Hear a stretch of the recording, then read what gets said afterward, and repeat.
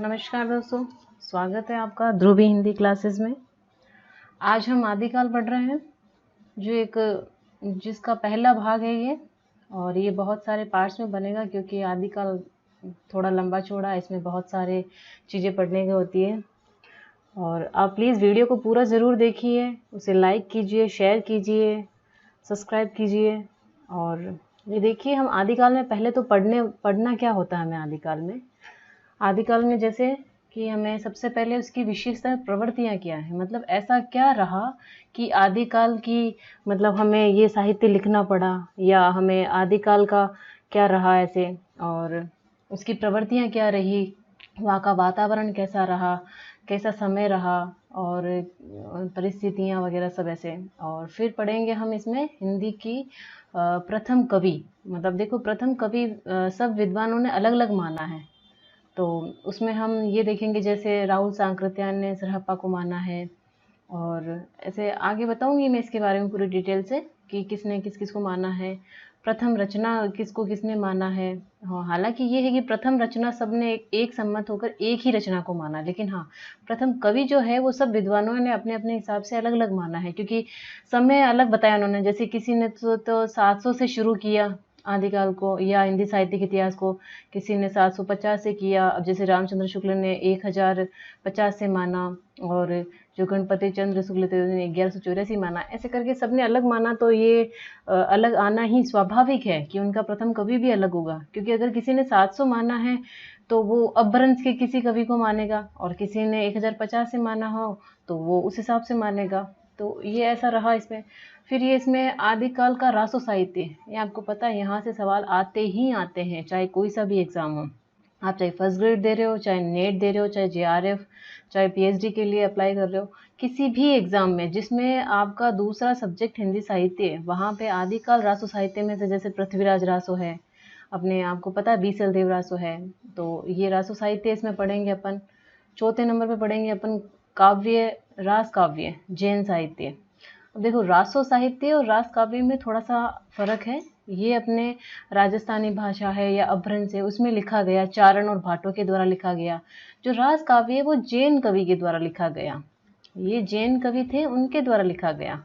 जैसे अपने ये शालिभद्र शुरी है, जीनदत्त है, और ये पुष्यदंत है, और तो ऐसे करके इन सब लोगों ने ये लिखा जो जैन साहित्य था। और फिर अपन पढ़ेंगे नाथ साहित्य, जैसे जिनके वो थे आपको मालूम हो तो गोरक्षनाथ थे।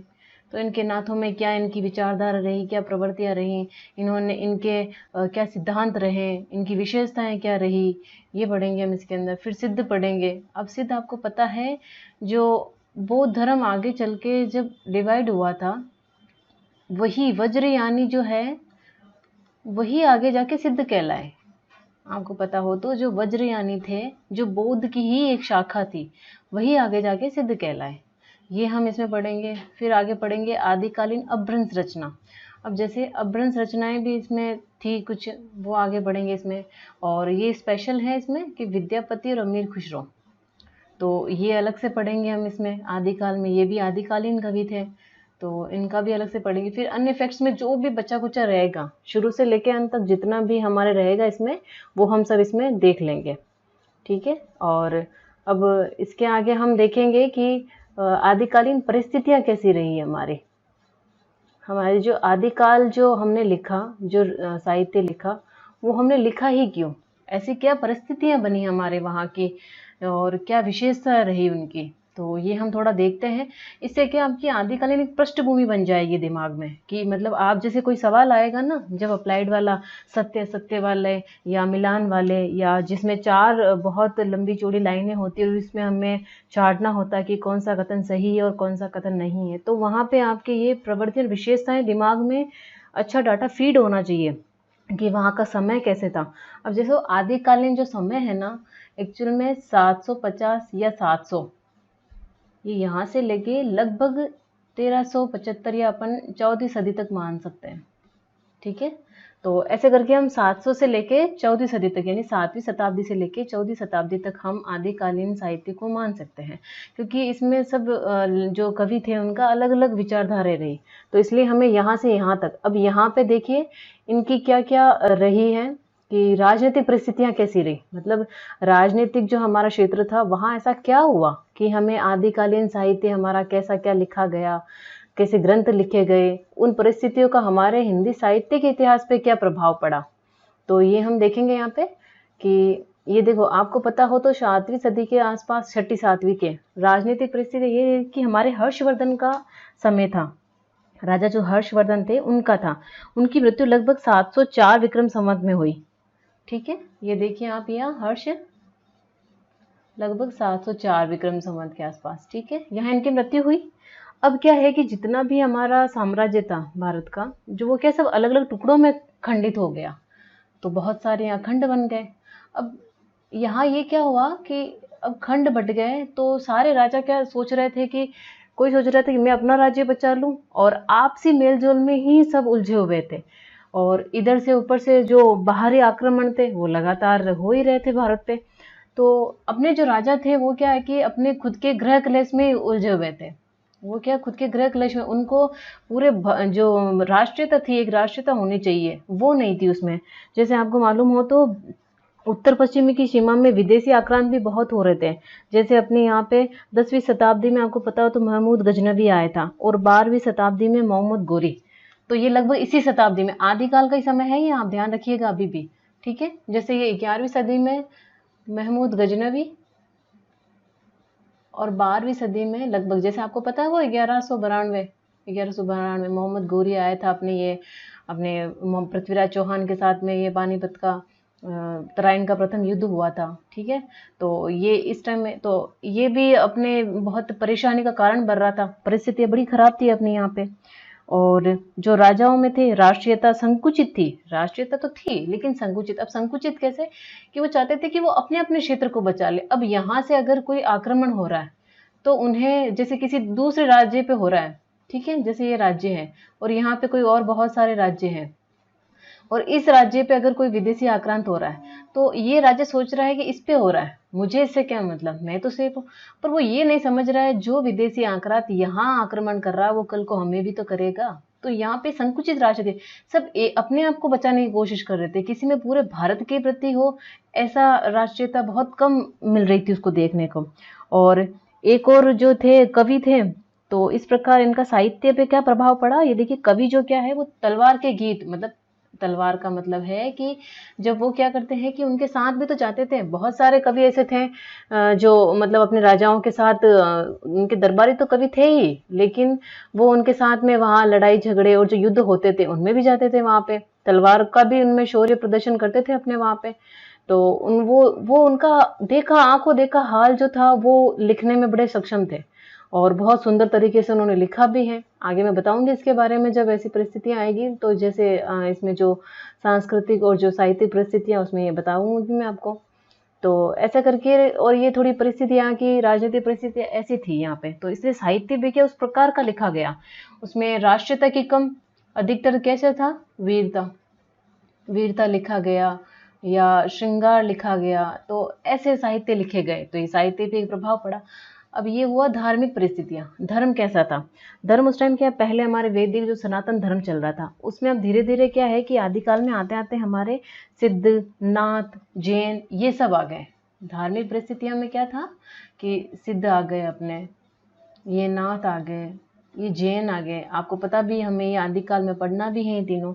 तो इनका क्या है कि चलन शुरू हो गया, और इन्होंने क्या करा कि फिर ये हुआ तो आया, लेकिन इसमें क्या है कि बौद्ध धर्म में बड़ी विक्रांति आ गई थी। जो बौद्ध धर्म है उसमें बहुत विकृति आ गई थी, जो हीनयान महायान विभिन्न शाखाओं में बंटना, वज्रयानियों, उनके जो नियम और जो रूल्स थे वो बहुत सख्त थे, तो लोगों के लिए उनकी पालना करना बड़ा कठिन हो गया था। तो ऐसे करे धर्म में भी आडंबर और ये सब चीज़ें आने लग गई, तो धर्म का भी बहुत प्रभाव पड़ा इस पे। तो इसमें क्या है कि जो धार्मिक, और इसमें आप ये याद रखना कि जो जैन मुनि जो धार्मिक तत्व थे वो सब अभ्रंश जो भाषा थे उसमें लिख रहे थे। जो जैन साहित्य लिखा गया था ना वो लगभग अभ्रंश भाषा में लिखा गया, वो अभ्रंश भाषा में लिखा गया था। और राजाओं के संरक्षण में भी लिखी गई ये रचनाएं, जैसे स्वयंभू है, पुष्यदंत है, हेमचंद्र है, धनपाल है, ये सब जैन कवि थे। तो और राजाओं के संरक्षण में भी थे, और जो विकृतियां हो रही थी वो साहित्य पे कहीं ना कहीं प्रभाव डाल ही रही थी, क्योंकि साहित्य कहाँ जाएगा। और जैसे आपने आचार्य रामचंद्र शुक्ल की वो लाइन यहाँ पे बहुत अच्छी खिलती है कि साहित्य जनता की चित्तवृत्ति के हिसाब से बदलता रहता है, उसका प्रभाव उस पर साहित्य पे पड़ता ही पड़ता है। तो ये यहाँ पे परिस्थितियाँ होनी। फिर सामाजिक परिस्थिति, अब समाज कैसा हो गया, अब समाज वैसा ही होगा ना जैसा हमारे कुछ जैसे राजनीतिक धार्मिक परिस्थिति हुई वो समाज पे प्रभाव डालेगा ही। बहुत सारे युद्ध हो रहे हैं तो हम आर्थिक दृष्टि से तो खराब हो ही रहे थे, हो रहे थे। अब स्त्रियों की जो स्थिति थी वो भी बहुत बेकार थी, स्त्रियों की स्थिति भी कैसी थी, बेकार हो रही थी, क्योंकि स्त्रियों की भोग्या थी, मात्र एक क्या थी, भोग्य वस्तु बन गई थी उनके लिए। कोई एक आदर्श पत्नी, बहू, बेटी इसके रूप में ना एक मात्र एक विलास का एक साधन बन गई थी वो। तो ये परिस्थितियाँ बहुत खराब थी। लोग पूजा पाठ, तंत्र मंत्र इनमें ज़्यादा विश्वास करने लग गए थे। और महामारी है या कोई युद्ध है, इन सबको को टालने के लिए क्या है कि वो कर्मकांड में बहुत ज़्यादा विलीन होने लग गए। तो ये थोड़ी विकृतियाँ पैदा हो गई थी। जब ज़्यादा सारा पूरा राज्य अगर युद्ध में ही लड़ता रहेगा तो जनता पे कैसा प्रभाव पड़ेगा, वहाँ का समाज और साहित्य कैसा होगा, ऐसा ही लिखा जाएगा। क्योंकि लोग है ना अधिकतर युद्ध से त्रस्त होकर कहाँ जाते हैं, या तो भगवान के चरणों में जाते हैं और या फिर अपनी लेखनी चलाते हैं। तो इन्होंने अपनी लेखनी चलाई तो ऐसे चलाई, और अगर धर्म के प्रति भी गए तो भी धर्म धर्म में भी क्या होगा, कर्मकांड आएगा, आडंबर आएगा। क्योंकि व्यक्ति जब भी डरता है भय से तो वो भगवान की शरण में जाता है, तो भय से जाता है, वो अपनी श्रद्धा से कम जाता है जब अगर परिस्थितियां प्रतिकूल ना उसके समय के हिसाब से ना चल रही हो। तो ये यहाँ पे भी इनके ये चीज काम करी। फिर अब साहित्य प्रवृत्ति कैसी रही कि यहाँ पे क्या तीन धारा चली थी, आप ये ध्यान रखना, साहित्यिक परिस्थिति में क्या तीन धारा चली थी। एक चली थी अपने जो हिंदी में ग्रंथ लिखे गए थे वो, दूसरे अपने लिखे गए थे अपभ्रंश में, ठीक है। और एक साहित्य लिखा गया था अपने संस्कृत। ये तीन साहित्य, ये जो तीन प्रवृत्तियां थी, ये अपने तीनों ये साहित्य में ये चल रहा था उस वक्त। अपभ्रंश के, क्योंकि अपने तो आदि का लगभग साहित्य अपभ्रंश में लिखा गया था, कुछ हिंदी की थी। अब संस्कृत में जो वैदिक की जो टीकाएं लिखी गई, अपनी जो वैदिक धर्म है, सनातन धर्म है, उस पर जो टीकाएं लिखी गई वो लगभग संस्कृत में लिखी गई थी। हिंदी में सामान्य रचनाएं लिखी जाती है और अपभ्रंश तो था ही वो अपना। तो ये साहित्य भी प्रभाव पड़ा। अब इन्होंने आचार्य रामचंद्र शुक्ल ने उस समय के लिए, और वो लिखा भी साहित्य किससे था, चारण और भाटों ने। अधिकतर वहाँ अभी अपभ्रंश साहित्य किसने लिखा, चारण और भाटों ने। वीरता के बारे में शौर्य प्रदर्शन की, अपने राजा की बहुत सारी अनुशंसाएं करने में और राजा की वीरता का प्रदर्शन करने में, और ये चारण और भाटों ने ये काम किया।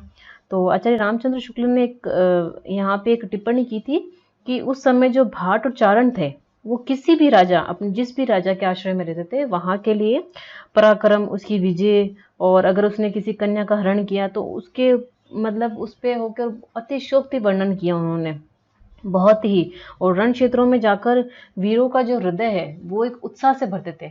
आपको पता हो तो यहाँ पे बहुत सारा काम जो है इन्होंने चारण और भाटों ने किया है। कैसे, वो एक जब भी सैनिक लड़ने जाते थे तो वो एक उमंग भर देते उनमें, एक उमंग भर देते थे कि मतलब ऐसे करो, एक बहुत सारी कविताएं लिखते थे। तो ऐसे क्या करे कि उनमें एक हिम्मत आ जाती थी लड़ने के लिए। तो ये अपने साहित्य का प्रभाव पड़ा। और यहाँ पे मुस्लिम संस्कृति का भी, हमारी संस्कृति भी बहुत प्रभाव पड़ता है। यहाँ यहाँ आते लगभग हमारे ये संस्कृति का थोड़ी विलोपिता की तरफ जाने लग गई। हमारी हिंदू मुस्लिमता की जो मंदिर तोड़े गए, बहुत सारी हमारे नुकसान हुआ, बहुत सारा हमारे युद्ध और ये सारे मंदिर तोड़े गए, और युद्ध की वजह से आर्थिक हानि तो हो ही रही थी, और लोगों की मानसिकता भी खराब हो रही थी, कर्मकांडों में जा रहे थे। तो ऐसे करके ये देखिए, ये हो गई उस समय की परिस्थितियाँ। अब देखिए प्रवृत्तियाँ समझो आप या विशेषताएं देखो, ये लगभग एक जैसी होती हैं कि वहाँ पे जो प्रभाव पड़ा उसके बाद अब क्या, मतलब अब कैसा साहित्य लिखा जाना है, उस साहित्य की विशेषताएं क्या रही। तो आदिकाल में ये देखिए, सबसे पहले तो आदिकाल में आप भाषाएं देखिए, यहाँ पे क्या दो भाषा चल रही थी, डिंगल और पिंगल। ये यहाँ पे देखिए आप, डिंगल और पिंगल। अब डिंगल किसे कहते हैं और पिंगल किसे कहते हैं, ये दो भाषाओं से मिलके मिलती है। अगर अपभ्रंश और राजस्थानी। ये मिलती है तो पिंगल बनती है, और पिंगल अपभ्रंश प्लस ब्रज भाषा। अगर ये मिलती है तो पिंगल। तो अधिकतर जो साहित्य है वो डिंगल पिंगल भाषा में लिखा गया था, अपना आदिकालीन साहित्य। अब यहाँ पे इसकी प्रथम विशेषता क्या है कि ऐतिहासिकता का अभाव। अब ये कैसे है कि हमारे जितने भी आपको पता हो तो रासो ग्रंथ लिखे गए, उसमें से अधिकतर जो है वो ऐतिहासिकता की जो पृष्ठभूमि उस पर खरे नहीं उतरते। दूसरा क्यों, हमारे रामचंद्र शुक्ल ने जो 12 वीर गाथा काल, जो इन्होंने आदिकाल को जो नाम दिया वीर गाथा काल, उसमें जो 12 ग्रंथ उन्होंने सम्मिलित किए, उसमें से लगभग आज की अगर देखा तो लगभग जो है वो ऐतिहासिकता की पृष्ठभूमि पे खरे नहीं उतरते हैं। मतलब उन्होंने खुद ने ही 12 ग्रंथ माने उसमें से अधिकतर, और जिसमें पृथ्वीराज रासो को तो उन्होंने खुद ने ही अप्रामाणिक मान लिया। तो ये ऐतिहासिकता का अभाव था। बढ़ चढ़ के उसमें सारी उन्होंने करी थी। और युद्ध वर्णन में सजीवता। अब युद्ध वर्णन में सजीवता क्यों थी? क्योंकि जो चारण और भाट थे वो अपने आश्रित जो राजा थे उनके खुद के साथ स्वयं जाते थे, तो उन्होंने अपने आंखों देखा हाल जो वर्णन किया था। और जैसे अब आप मानो, अब कोई चीज में किसी भी युद्ध में अगर हम खुद स्वयं वहां उपस्थित हैं तो हमसे बेहतर वहां का वर्णन कौन कर सकेगा। जैसे आप पृथ्वीराज चौहान को देख लो, तो उनका जो दरबारी कवि था चंद्रबरदाई, वो उनका परम मित्र भी था, वहाँ का उनका जो दरबारी भी था, और उनके साथ है ना लेखनी में तो कार्य करता ही था, लेकिन उनके साथ युद्ध भी लड़ने जाता था। तो वो जब अगर चंद्रबरदाई खुद अगर कहीं जा रहा है उसके साथ किसी युद्ध में, तो वो सोचिए कितनी सजीवता से उसका वर्णन करेगा। उनकी तलवार चलाने का जो शौर्य है, उनका प्रदर्शन है, उनकी किस प्रकार उन्होंने वीरता से किससे लड़ाई करी, किससे युद्ध करा, किस प्रकार करा, उनकी जो सेना थी, उनकी साज सज्जा है, और उनके निकलने का समय, और बहुत ही उन्होंने अतिशयोक्ति के साथ वर्णन किया, पर हाँ सजीवता थी उसमें। और ये देखिए प्रामाणिकता में संदेह, ये तो रासो ग्रंथों पे ही लागू होता है कि प्रामाणिकता तो लगभग ग्रंथों की थी ही नहीं। संदेह इसलिए था क्योंकि उन्होंने क्या करा कि अतिशयोक्ति का बहुत ज़्यादा, कल्पना, अतिशयोक्ति, इनका इतना प्रयोग किया कि उनकी ऐतिहासिकता लगभग खत्म ही हो गई थी। तो और वीर और श्रृंगार रस। अब वीर और श्रृंगार तो सामान्यतः आना ही है। श्रृंगार रस का आपको पता है बिसल देव रासो, क्योंकि वो उनकी अपनी जो रानी थी उनसे रूठ के लगभग 12 वर्ष तक कहीं और रहे थे, और अपनी रानी से, तो इसलिए वो जो विरह का जो उन्होंने वर्णन किया है, तो वो इसमें यहाँ पे श्रृंगार रस से परिपूर्ण था। और जो वीर रस है वो लगभग रासो ग्रंथ जितने भी हैं उन सब में वीर रस सामान्यतः है ही है, क्योंकि जब युद्ध के लिए अगर कोई रचना की जा रही है तो उसमें वीर रस होना स्वाभाविक है। अब आश्रयदाताओं की प्रसन्नता। अब जैसे भी कोई भी दरबारी किसी के भी यहाँ रहेगा तो वो अपने राजा की तो प्रशंसा करेगा ही करेगा, क्योंकि उनका ये एक धर्म भी मान लो आप। और हम जहाँ पे भी रहते हैं कि जहाँ का नमक खाते तो वहाँ के तो काम करने, तो वो राजा की जो थे वो प्रशंसा करने में रहे, तो ये उनकी रही। और संकुचित राष्ट्रीयता ये इस प्रकार रही कि सभी राजा चाहते थे कि मैं अपना राज्य बचा लूं। कोई भी भारत की जो संपूर्ण राष्ट्रीयता थी, मतलब भारत के प्रति ध्यान न देकर वो स्वयं एक अपने स्वयं के राज्य पर काम कर रहे थे। अगर यहाँ से कोई आक्रमण हो रहा तो वो चाहते थे कि मैं अपना राज्य बचा लूं, कोई सोच रहा था मैं अपना राज्य बचा लूं, बस वो अपने तक ही सीमित थे। और या फिर आपसी कलह करने में लग गए, वो इससे झगड़ रहा है, वो इससे झगड़ रहा है, बस इसी में ही कि कभी किसी कन्या को लेके, कभी किसी रानी को लेके। और स्त्री वैसे में भोग्य वस्तु थी, तो अधिकतर जो युद्ध थे वो तो ये जो राजकुमारियां होती थी या किसी स्त्री को लेके ही लड़ लिया करते थे। तो ये राष्ट्रीयता इतनी उच्च प्रबल स्तर पर नहीं थी। कल्पना की प्रचुरता। रासो काव्य में तो लगभग कल्पना ही है, अतिशयोक्ति और कल्पना बिल्कुल भरी पड़ी है जितने भी रासो ग्रंथ है, इसीलिए वो अप्रामाणिक माने जाते हैं। और कुछ तो अभी वर्तमान में है ही नहीं, उनकी प्रतिलिपियां भी नहीं है कहीं। और अब विविध छंदों का देखिए, जैसे छंदों का तो क्या है कि और जो अजायबगरी मानो विभिन्न छंदों का प्रयोग किया। जैसे पृथ्वीराज चौहान में विभिन्न प्रकार के किए, जैसे कि रोहा, दोहा, गाथा, तोमर, तोटक, रोला, उल्लाला।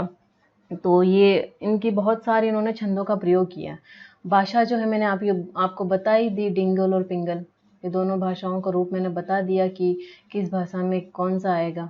ठीक है, तो ये भाषा ऐसी रही, ये इनकी कुछ विशेषताएं रही है, तो ये आप ध्यान रखिएगा। इसमें क्या है कि जब सवाल बड़े लंबे पूछे जाते हैं, सत्य असत्य, उस समय ये बहुत काम आती है।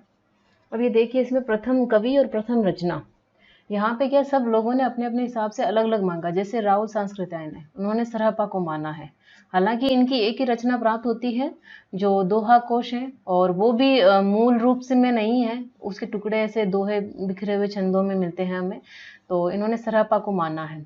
जो गणपति चंद्र गुप्त है उन्होंने शालीभद्र शूरी को माना है, और इनकी जो रचना है भरतेश्वर बाहुबली 1184 में लिखी थी इन्होंने। इसीलिए गणपति चंद्र गुप्त ने 1184 से समयकाल प्रारंभ माना है हिंदी साहित्य का। और जो ये सरहपा को पहला कवि किस किसने माना, एक तो राहुल सांस्कृत्यायन ने, नगेंद्र ने, महावीर प्रसाद द्विवेदी ने, और ये रामगोपाल वर्मा ने। और फिर तीसरे पे है राम कुमार वर्मा, इन्होंने स्वयंभू को माना है। अब क्यों? क्योंकि इन्होंने 750 से जो समय है वो माना है, यहाँ से शुरुआती दौर। तो और स्वयंभू जो थे वो अपभ्रंश के कवि थे, तो इन्होंने इनको पहला कवि मानने की भूल कर ली। ये रचना हम बाद में देखेंगे, पहले आप ये यहाँ पे देखिए। फिर रामचंद्र शुक्ल ने किसको माना? चंद्रवरदाई को। और इन्होंने पहला जो महाकाव्य है वो भी पृथ्वीराज रासो को माना है इन्होंने, पृथ्वीराज रासो को, क्योंकि इन्होंने चंद्रवरदाई को पहला कवि माना है। हजारी प्रसाद द्विवेदी हैं, उन्होंने अब्दुल रहमान को माना है। इनकी रचना है संदेश राशक, ध्यान में रखिएगा, संदेश राशक, ठीक है। शिव सिंह सेंगर ने जो पुष्य या कहीं कहीं इनका नाम पूर्ण मिलता है, इनको माना है। जो चंद्रधर शर्मा गुलेरी है, जिनका आपको पता हो तो निक नाम जो है वो गुलेरी है, इन्होंने राजा मुंज को माना है। बच्चन है, जो उन्होंने विद्यापति को माना है। तो ऐसे करके इन्होंने सबने अपने अपने हिसाब से अलग अलग कवियों को माना है। लेकिन हाँ, जो रचना है वो लगभग सभी लोगों ने एक मानी है। या एक आचार्य थे देवसेन, उनकी एक रचना है श्रावकाचार्य या श्रावकाचार्य है, इसमें 250 दोहे लगभग, और रचना लिखी गई थी 933 ईस्वी में। अब इसमें है क्या? श्रावक धर्म। श्रावक धर्म जो होता है यानी कि जो गृहस्थ से संबंधित है, ये बौद्ध का एक होता है। इसमें ये होता है कि जो श्रावक होते हैं यानी जो गृहस्थी होते हैं, वो क्या है कि बौद्ध धर्म का जो कड़े नियम होते हैं वो इतना ऐसे सख्ती से पालन नहीं कर पाते, क्योंकि वो गृहस्थ होते हैं। सन्यासी व्यक्ति तो फिर भी काम कर सकता है, लेकिन श्रावक धर्म नहीं कर सकता। तो उन्होंने क्या करा कि इसमें थोड़ा सा कुछ त्याग करके या हम अच्छी बातें करके, दान करके उस श्रावक धर्म का कहीं ना कहीं हम उपयोग कर सकते हैं। तो इसमें ये श्रावक धर्म के कुछ नियम और उसकी विशेषताएं और ये सब बता रखी इस रचना में। तो ये जो है सभी लोगों ने एक सम्मत होकर लगभग इसको माना है कि अगर पूछे आपसे कि हिंदी साहित्य की प्रथम रचना, तो आप ये लिख सकते हैं कि आचार्य देवसेन की श्रावकाचार्य है। इसमें 250 दोहे हैं, रचना 933 ईस्वी में लिखी गई। लेकिन पहला कवि पूछे अगर सर्वसम्मत, तो अपना पहले कवि सरहपा है। ये ध्यान रखिए, अपना पहला कवि कौन है? ये सरहपा। सब लोगों ने लगभग आगे जाके इसी को ही मान लिया, और ये जो राहुल सांस्कृत्यायन ने मानी। बाकी अगर आपसे नाम पूछे कि राम कुमार वर्मा ने किसे माना या गणपति चंद्र गुप्त ने माना है, तो अलग अलग नाम देके आपको पता है, ये ऐसे हमें इनका नाम बताना है। और अब ये रासो साहित्य हैं जो हम कल पढ़ेंगे नेक्स्ट वीडियो में। और आज के लिए इतना ही, ठीक है।